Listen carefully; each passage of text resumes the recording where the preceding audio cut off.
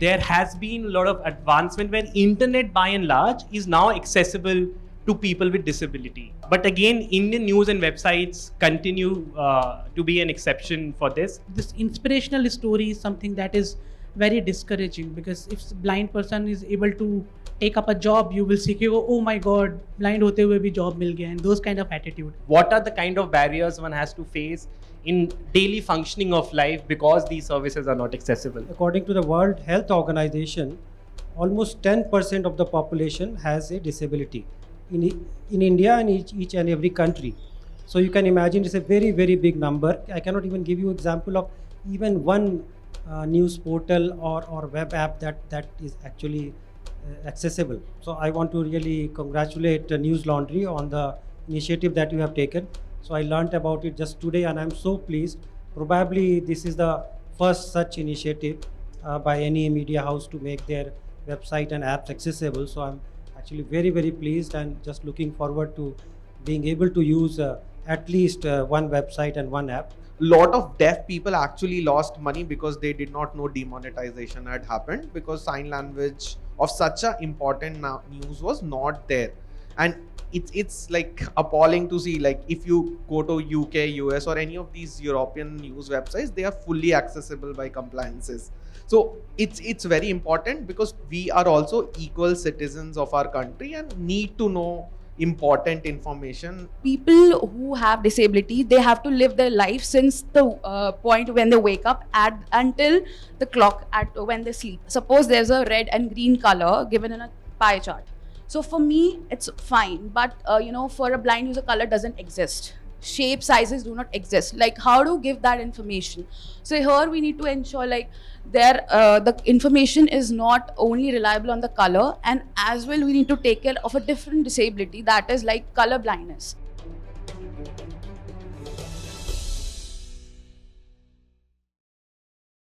Thank you everyone for coming in. I still remember when we were sort of putting together the agenda for this year's Media Rumble. This was the first session.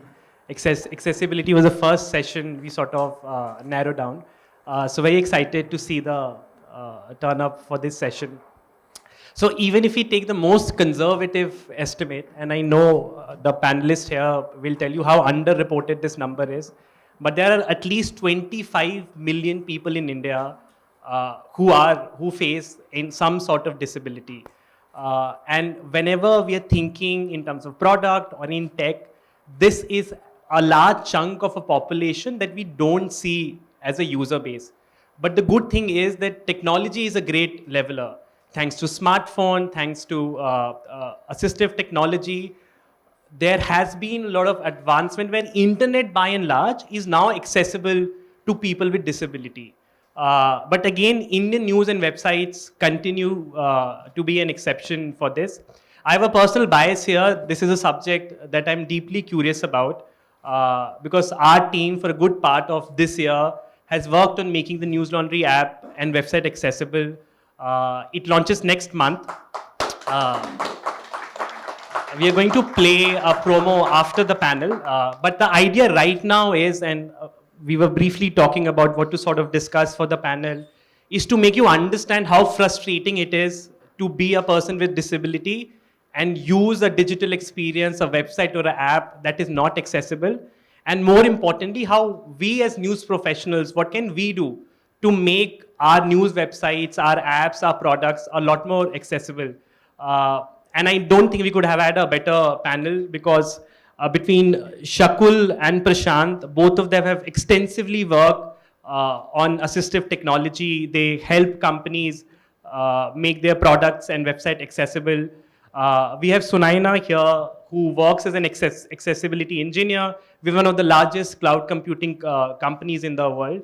And we have Vineet, who runs this platform called Atypical Advantage, which is a livelihood platform for people with disability. To some of you, Vineet might seem very familiar because he's just recently successfully pitched and raised money on Shark Tank. So thank you everyone. Thank you everyone on the panel to take out the time.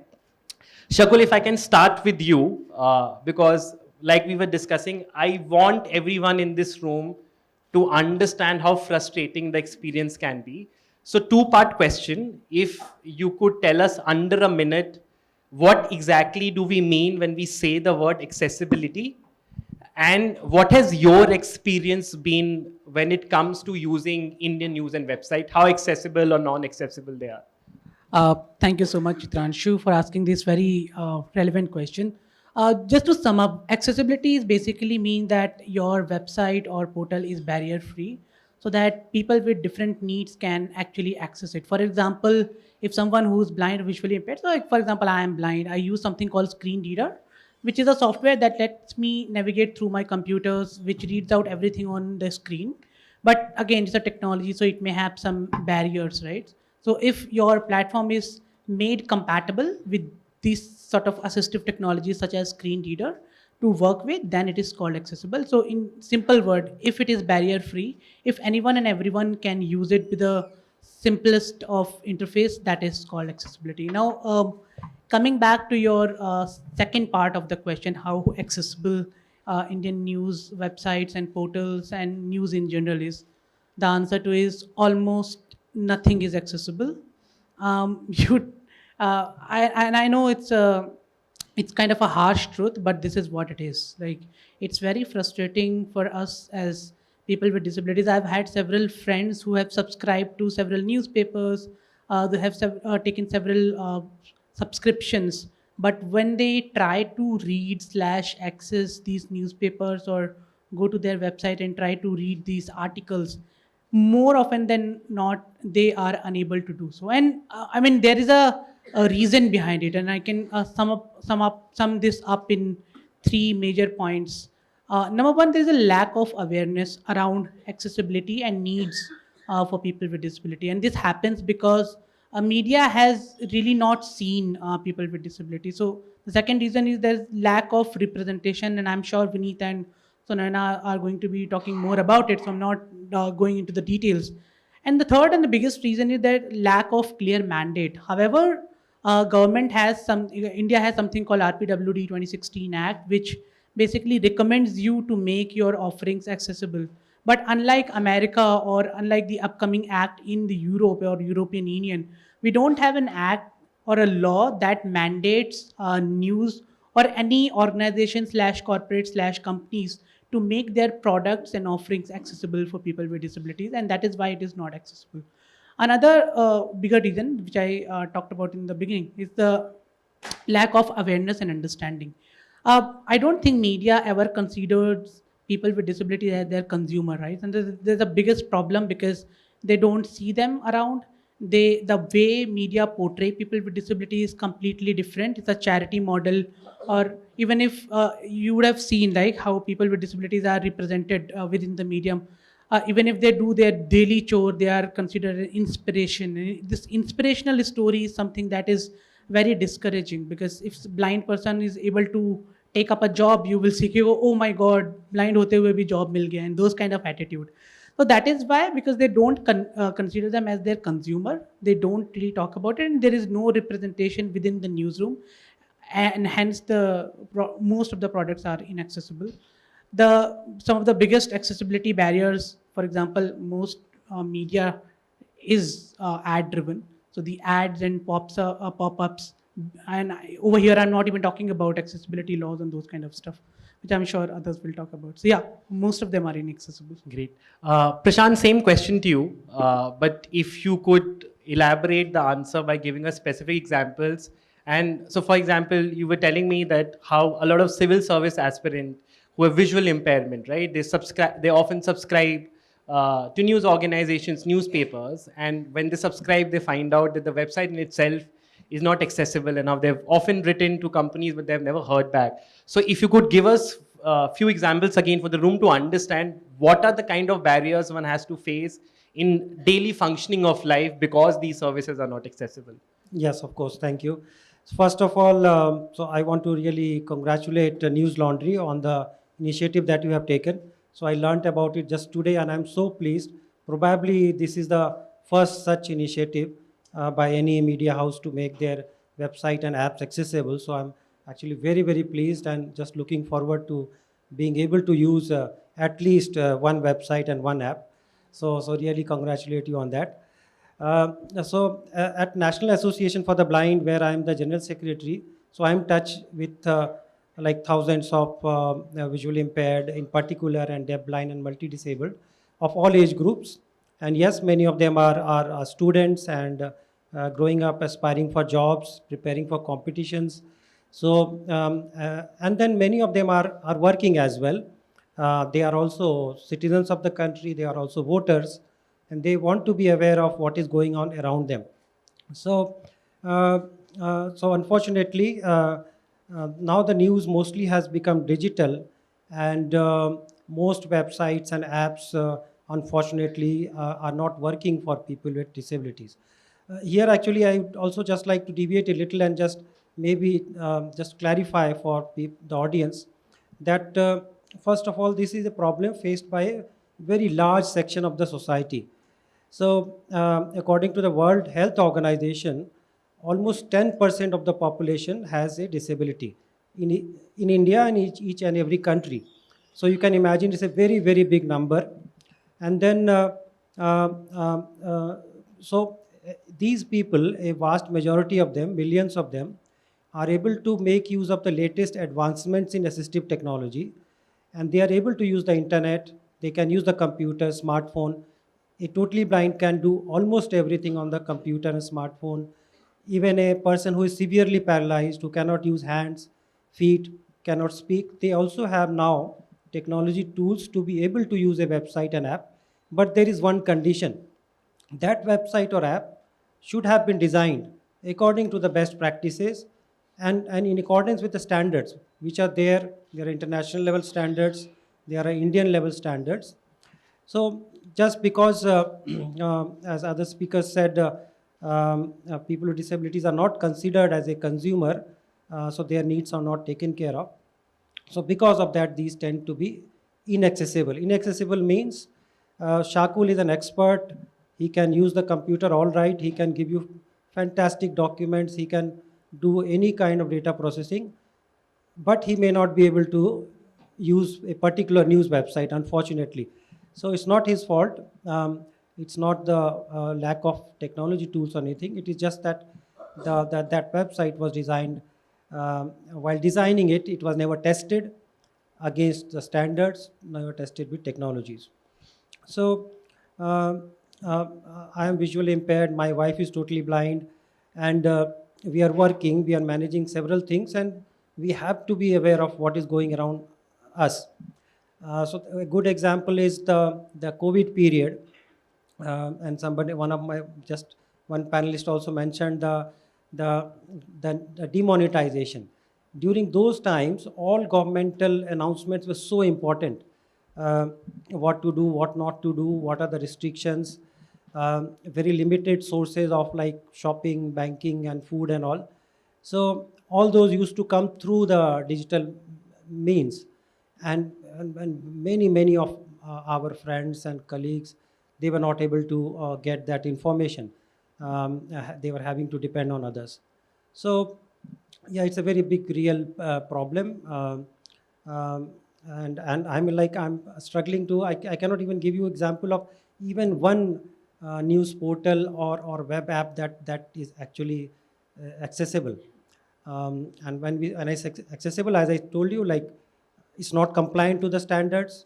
It doesn't work with the assistive technologies, and it doesn't work for blind people. It doesn't work for some hearing impaired and many other persons with disabilities.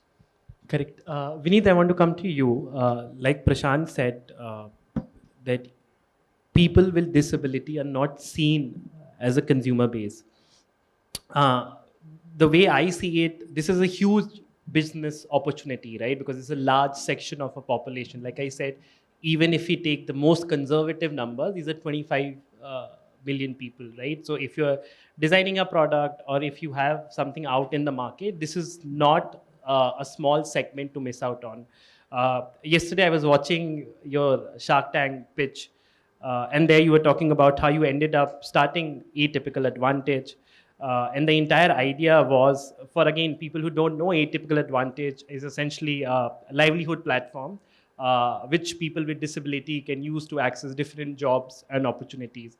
And now you were talking about that all the existing recruitment platforms that are there, they are not accessible, right? Which to me does not make a sense, right? Because if today I, as a founder, I am starting a recruitment platform, why would I start where I'm excluding such a large section of population? So because you are an entrepreneur also, do you think this is just ignorance also, or we'll obviously come to the representation? Because for me, from purely business, it does not add up.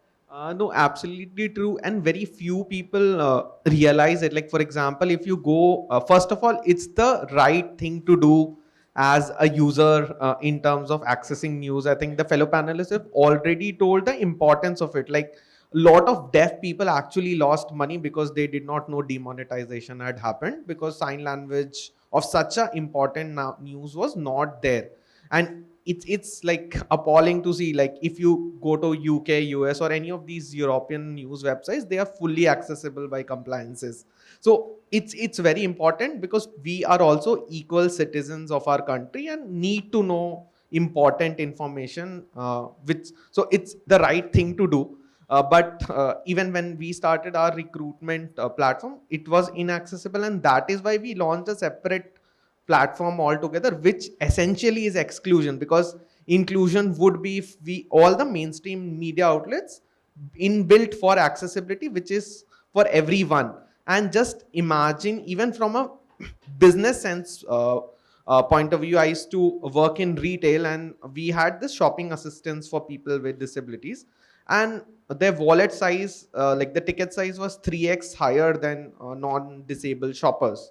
And same way here for people with disabilities, when you go out of the way to make it accessible, the stickiness probably is higher, because none of the media outlets are accessible.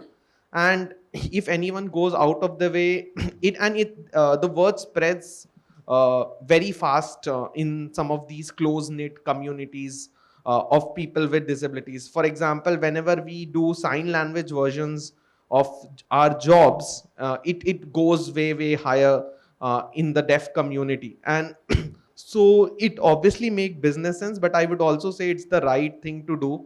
And as equal citizens, this is something which all news platforms should look into it, to see what best we can do to access it. And nowadays, with mainstream technology, I'm very sure everyone is aware that we as blind individuals can access the smartphone and the computers the same way as anybody else can. Like, imagine a simple thing in universal design, which is a dot on your 5 button, or a F and J has a dot on your computer, has given me freedom to type on my computers on my own, withdraw cash from my ATM on my own, use, like today I was in the hotel room, and because there was a dot in the 5 button in the telephone, I was able to dial whatever number.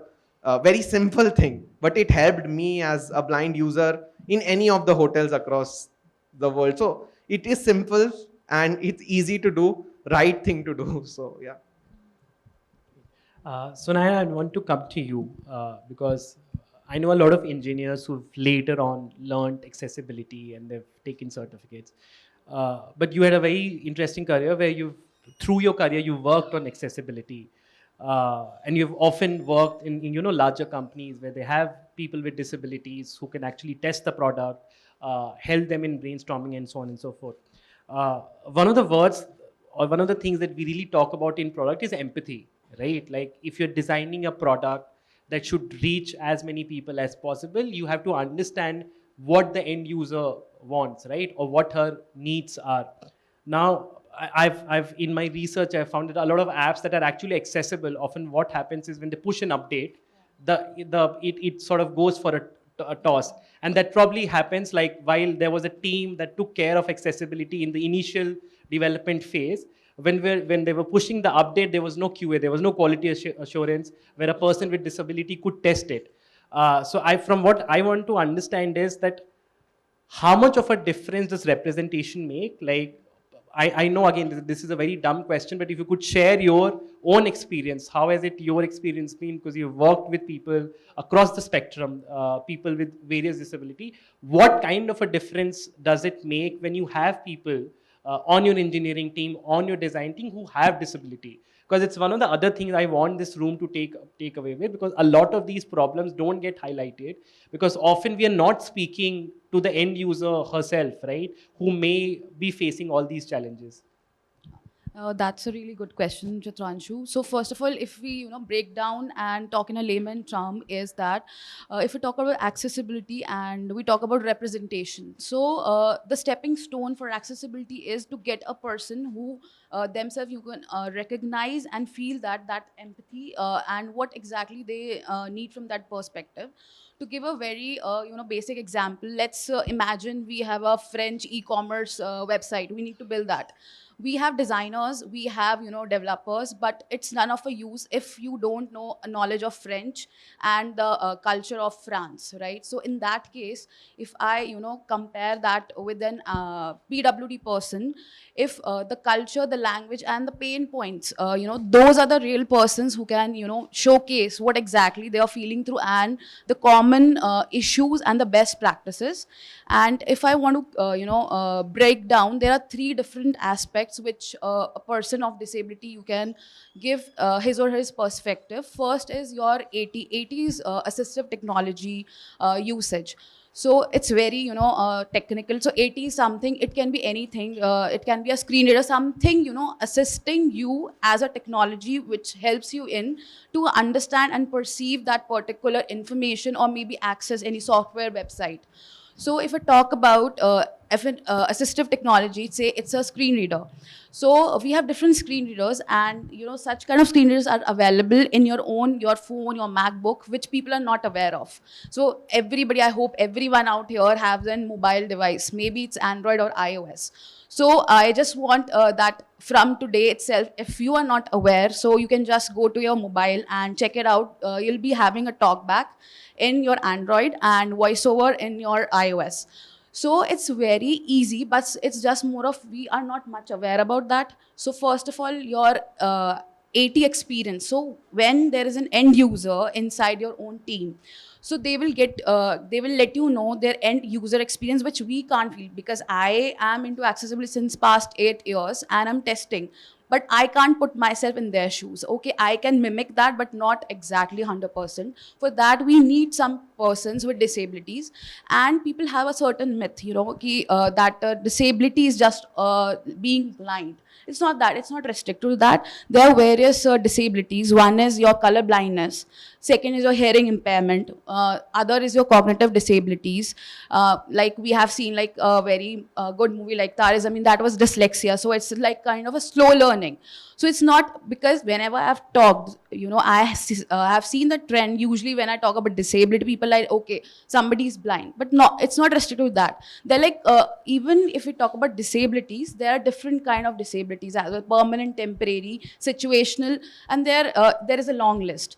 Now, first of all, they will give you a real user time experience. And if I talk about second point, it will be the best practices. Because, PWD are the persons who, because being a tester, right, I come from a background, okay, I'll do my job, it's like 8 hours job, I'll go back. But people who have disability, they have to live their life since the point when they wake up until the clock when they sleep. So there are different parameters. Like suppose I want to, I want to just order my food. I just want to, travel outside, have a good vacation. So these are like the bit and pieces of, the understanding of being disabled person and how, we can cater that. And thirdly, they give us an aspect like what are the best practices and from the usability perspective. Suppose there is a website and there is a little very small icon, right? Being a person, I can just see that, and using my mouse, I can, go there and access that. But let's consider a person who has a cognitive disability or somebody who has a motor disability. So if I talk about motor disability, somebody who can't use the mouse, so they have their sensation in the mouse, so they are not able to, access access the mouse. In such a case, we need to ensure that particular icon is operable using keyboard. So this is one aspect. Now this is the world of data, and data representation is one of the very important key aspects. So if we talk about data representation, there are different type of graphs and pie charts, right? And we usually see these pie charts have very attractive and colors, right? So suppose there's a red and green color given in a pie chart. So for me, it's fine, but for a blind user, color doesn't exist. Shape sizes do not exist. Like, how to give that information? So here we need to ensure the information is not only reliable on the color, and as well we need to take care of a different disability, that is like color blindness. So for a person who's a color blind, red and green are not differentiated. So these are such similar small parameters and aspects which we need to ensure. But we have a person with disability, they can give you a glance and an aspect like how exactly these situations are. And if I talk about my organization, so I work for VMware, and there we have different PWD people with various disabilities, like somebody who is blind by birth, somebody who is color vision problem, and somebody who have hearing impaired, so that we have different personas.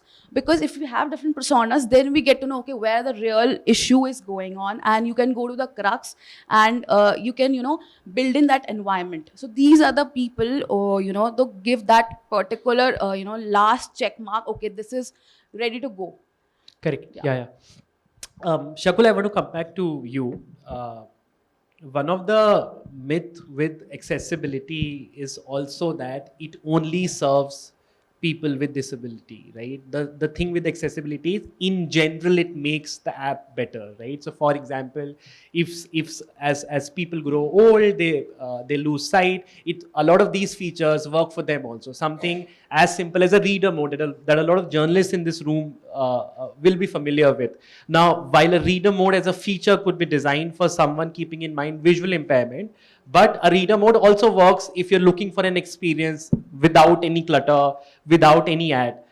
So could you just shed some light on that also, that how accessibility in itself makes a better product, and it's not like a feature that is specifically to serve people with disability? Thanks for the question, Chitranshu. Obviously, it is not a feature specifically for people with disability. I'll give you some very simple examples. So when we talk about accessibility of information, we basically talk about alternative formats, like how can we consume information in different formats, which basically eases out this process for a lot of people. So for example, if you are presenting a news article in simpler languages, for example, your article is in English and you are trying to do text summarization or text simplification, whereas you are also providing the same article in simple language, specifically for people who have cognitive disabilities and who find difficult to comprehend the long articles in very difficult kind of a language. This is also an addition for those for whom English is a second language, right? Because they would have otherwise discriminated because you are in largely English medium news media outlet. But if you just kind of simplify your language, you did it for people with learning disabilities or cognitive disabilities, but it is also important for those who have English as a second language. Secondly, when you try to make your website or portal accessible, or when you do this accessible, it is talking about the business use case over here. It's a huge factor for SEO, right? So for example, if you have an image, right, and you describe that image in alt text or image description. So basically you put up some characters, some words around those images. So when SEO works, SEO doesn't consider it as an accessibility kind of thing. It catches out those words and characters. Or in your news outlet, your portal is highlighted on top of others who have not described those images.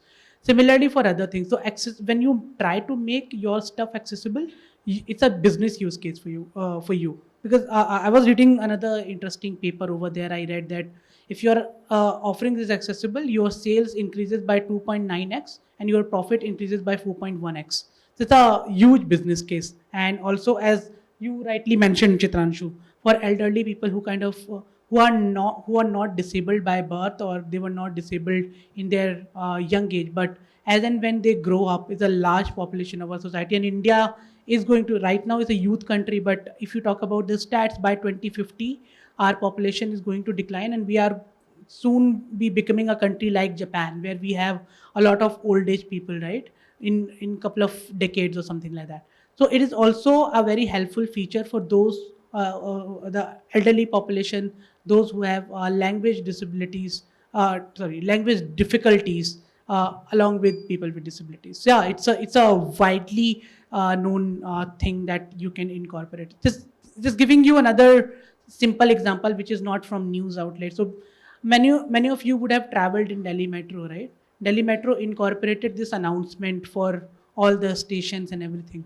But this was initially incorporated to keep in mind that there would be some blind traveler. But no, right now people just put up their books and whatever, or they just talk to each other, and they are completely reliant on those audio feedback. And whenever my station will come up, I'll get to hear those audio, and I don't have to look up which station has come up. So when you incorporate accessibility, you are actually opening up your offerings for a larger audience in general. That's a very good example. Prashant, this is obviously not a problem that's unique to news. We were earlier discussing how even the likes of Zomato, Swiggy are not really accessible.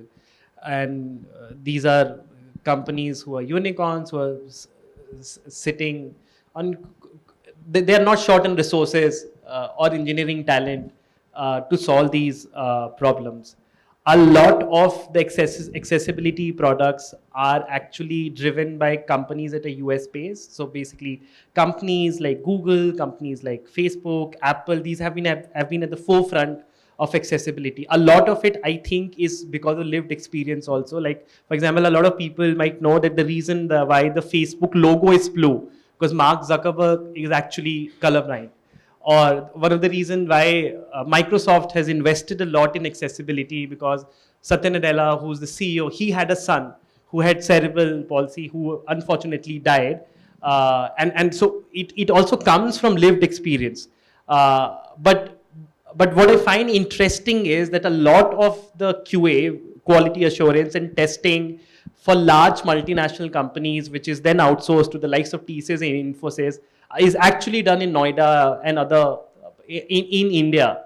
So how is it that Indian companies that have resources, that have talent, are actually not doing anything about it? Do you think, like Shakul was mentioning, there are not enough penalties in the law as compared to America, or do you think it's just a matter of intent? Like where do you think is the problem? Because clearly we have the engineering talent, because we are shipping, we are testing it for companies overseas, but we are not doing it for products based out of India. So yes, so these large Indian companies are providing accessibility services to clients outside India, mainly because like it's a kind of a business. They have been asked to do so, and the legal setup over there in US and Europe is such that if your app or website is not accessible, then anybody can complain, and you may have to pay very, very heavy fine over there. So and in India, I think like the legal setup has been very lenient, and it has not been a very stringent requirement. Although it is changing, and I want to inform everybody that so we had a new Disability Act in 2016. After that, rules have been created, and thankfully Indian government came out with guidelines for Indian websites, and also which contains some mobile content guidance also. And there was a 2-year time period for everybody, including private entities, to make their ICT tools accessible. And that time period expired in June earlier this year. And now it is possible for any person with disabilities to file a complaint with the Disability Commissioner Court, or even go to a regular court and file a complaint. And the fines could be in the range of, just like, fines are not that much, only 10,000 rupees to 5 lakh rupees. But I think an adverse decision will greatly affect the goodwill of the company. So maybe that is the reason, or that why everybody here should be thinking about making their tools, websites, apps accessible. And of course, we have already been saying that it is the right thing to do. It is a business case. It improves the SEO. It greatly improves the SEO. You can go back and research on it, because to make your website or app accessible, you will provide some image descriptions. That additional content is picked up by the search engines.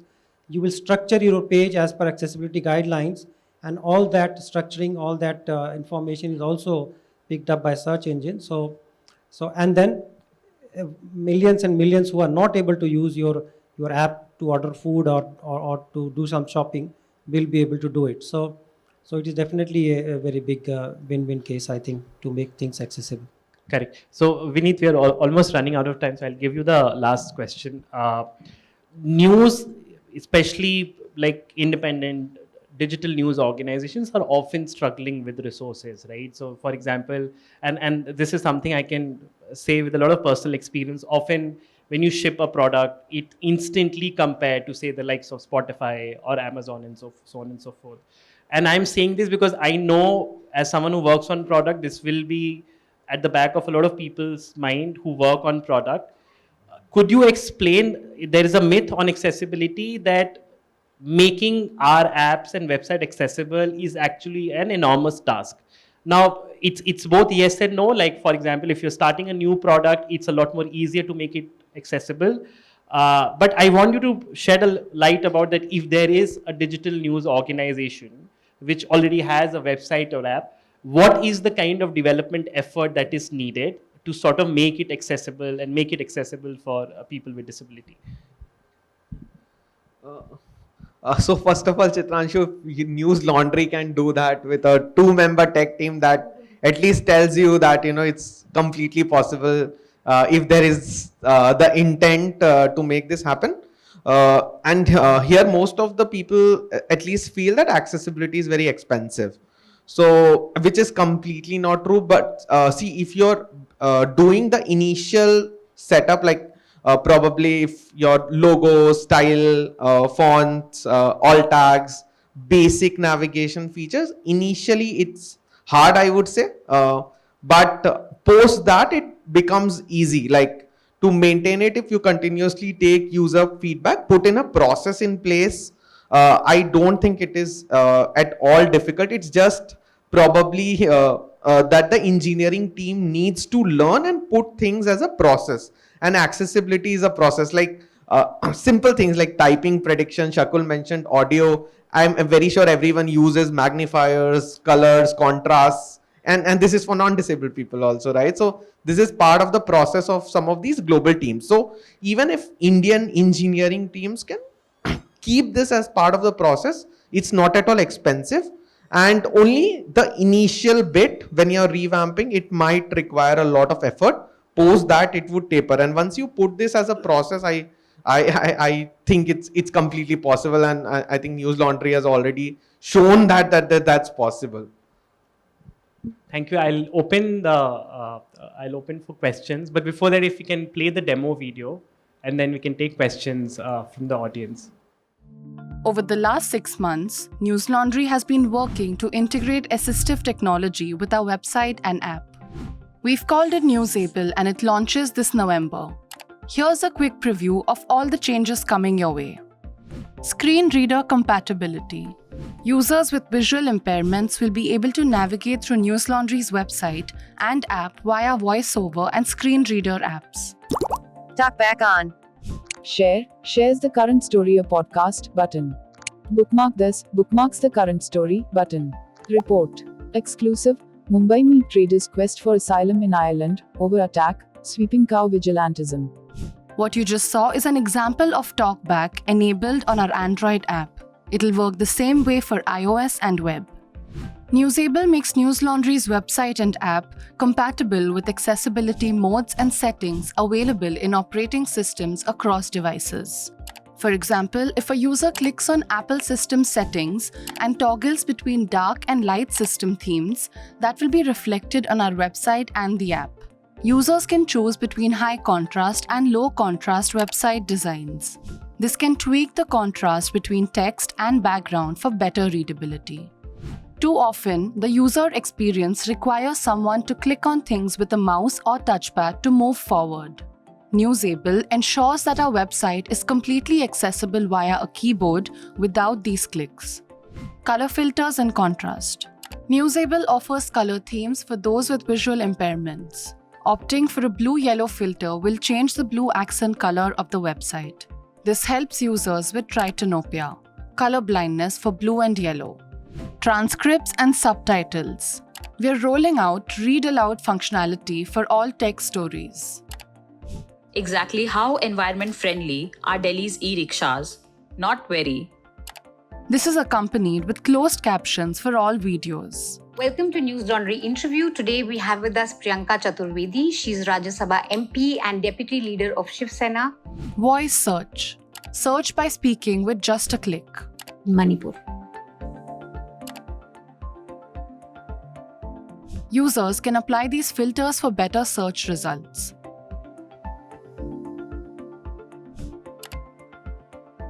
Customizable fonts.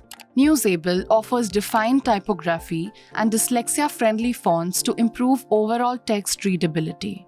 Newsable, making news accessible to everyone.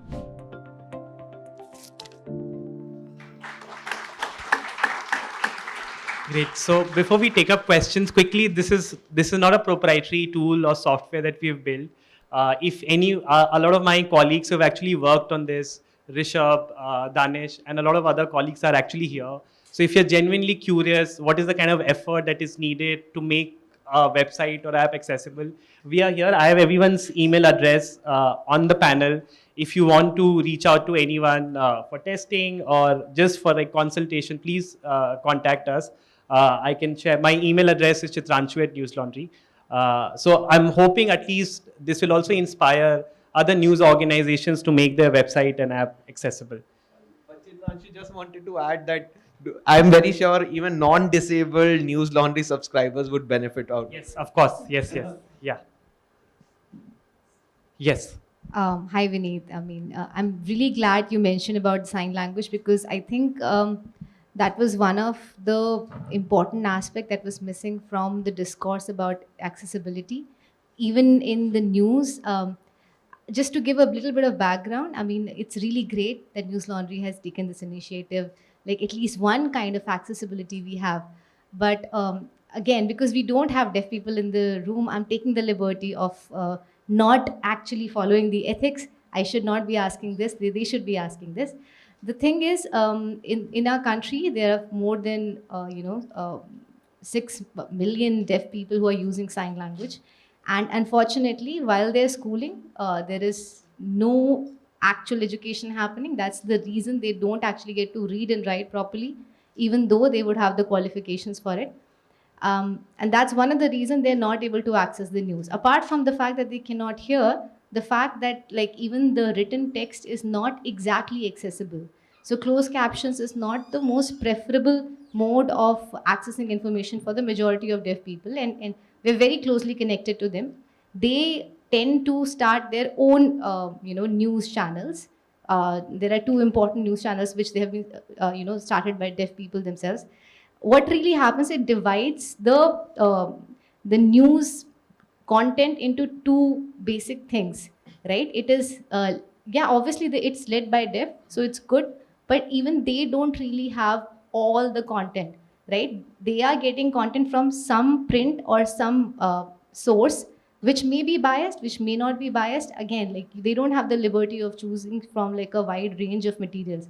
So what happens is that the content they are getting is so filtered and so polarized sometimes that it's impossible to even influence them to say that there is another kind of content available.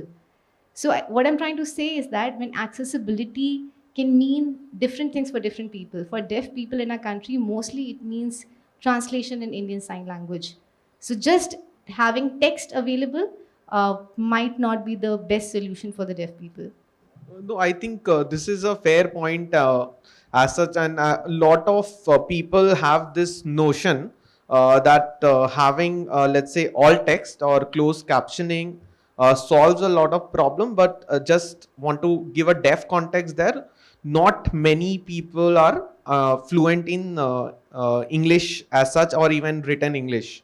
And for them, sign language is the only way. And probably what you are also referring in sometimes what is verifiable news also, because if a deaf person is only listening to one version of the news, they think that that's true. And there have been cases of fake news and some of these things happening in which, you know, verifiable information is very hard, and because the content is also not there in sign language. So obviously like for example, I think I remember DD News had this sign language bulletin once a week or once a day, as such. So obviously that would be the best solution for the deaf community, and not many people would even understand all text and closed caption. I'm sorry, the best solution would be to actually partner with these deaf people who know how news should be translated. Just having an interpreter is also not a great solution. Most of the people associate sign language with the DD News, but even those interpreters were not clear. Yeah, Deaf people could not understand that news. So the thing is, it's very important to involve them in the discussion, in the discourse, in the panel. I think it's very important to have. You've highlighted a very, like, even some of the public events which the Prime Minister and like most of the government does. There have been clear highlights by the deaf community that the interpreter has not interpreted things correctly. So yeah, having a voice at the table helps.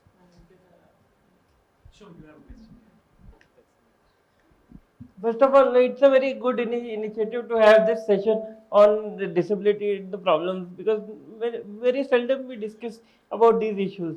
Now my question is about like the employability. Like let's say if a person with disability has to work with an organization like Newslaundry, you know, every disability has got different requirements and all. So how is it like how can we best make the newsrooms sensitized towards the needs and inclusive for persons with disability? Because there is a stigma attached with disability. Like whatever a non-disabled person can do, I may do it slowly, but that does not should not undermine my competence. Now, how will this mindset change in newsrooms and people when the needs are not people are not sensitized only towards the needs? Correct. So I'll obviously get Vineet to answer some of this because he actually runs a platform. But this is a fair point. I think news organizations in general struggle with representation across the board. We hardly have people with disability. We do really bad when it comes to gender and caste representation as well. But that's it's just we have to be more aware to hire more people, because for example, organizations abroad which have done really well on accessibility. So for example, if you look at New York Times and Washington Post, these are websites that are very accessible, because not only they have an accessibility team, they have engineers who are dedicatedly working on accessibility, they have newsrooms, they have offices where their offices are inclusive enough, they hire people from the community. So I don't think there are two ways about it. I as someone who works with a media organization, I know we do a very bad job of it, but I think we also have to move past than just accepting it. I think we really have to walk the talk on that also. Hopefully pushing us something like this also makes us accountable. I at least that's the positive that I take it, right? If we are taking accountability and saying that we have actually now have a news website and app, it also opens us to scrutiny to people from the community that, hey, this was the easy step that you could have taken. Where is it reflecting in your hiring structures? So I think it will happen slowly and gradually. Do media organizations have to do a better job of it? Hell yeah. No, I think you have added it beautifully. I just wanted to tell that even news media houses are probably also taking like, at least with disability, the inspiration route, like which typically a lot of people call inspiration porn, right? Like just highlighting the sufferings of people with disabilities, or just but not taking that into their own action. Like you'll have news media talking about inaccessibility of ramps and inaccessibility of public platforms, but when it comes to their own platform, which is inaccessible largely. So, and same way with hiring. As such, like there are enough examples in the West to say that people with disabilities can do as good as anybody else in any function. So there's so many examples here. So yeah, that needs to be done. Just to add a last bit. Just to add a last bit into it, like imagine, first of all, as Chitranshu and Vineet, they both of them captured everything, but it is very essential for you as an organization to conduct inclusion workshops where you kind of make people aware. As I pointed out in the beginning, right, to make your team, your the management, especially higher management, aware about the accessibility and the diverse need that people with disabilities might have. And once you have employed some of folks with disabilities, it's very simple. Just ask them what their needs are, and just ask, you are the first person, or we have never seen someone with this kind of specific disabilities. So if you have any reasonable accommodation, we are happy to help. These kind of conversation actually help a lot. You don't have to check all the check boxes. It's just the conversation and largely the willingness to do things to make things easier for everyone. Great. Thank you, everyone.